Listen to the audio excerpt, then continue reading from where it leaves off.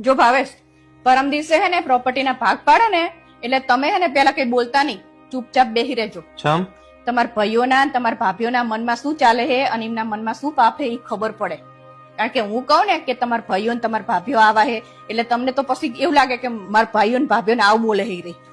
અને પછી આ બધું પૂરું થાય ને પછી મોઢામાં મગ ભર્યા હોય ને એ બેહી ના રહેતા પાછા. શું બોલવાનું મારે? કઈક બોલજો પાછા, એવું કેજો કે હે ને કે આ ગામમાં ઘર હે ને જે સારું રહેવાનું, આપણે રહેવાનું ઘર નહીં આપણે ઉતરીએ હા ઈ મારે લેવાનું એવું બોલજો પાછા.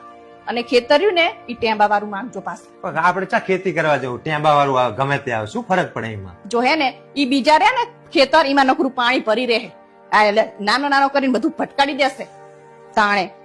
શું ફરક પડે પણ ભાઈના ભાગમાં સારું જાય તો એમાં. જો હે ને મને ખબર હે કે તમે હે ને આવું જ કરશો એટલે જ મારે તમને કહેવતું. અને એટલા બધા વચ્ચે માર તો કઈ બોલાય નહીં એટલે હે ને તમે હરખી રીતે બોલજો પાછા આવું બધું લેવાનું. અલી મોડી 5-25 આખા પાછા થઈ જાય, કોઈ ખારું ઈના ભાગમાં જાય. કારણ કે મને નાની મોટો તો એમને જ કર્યો હે ને.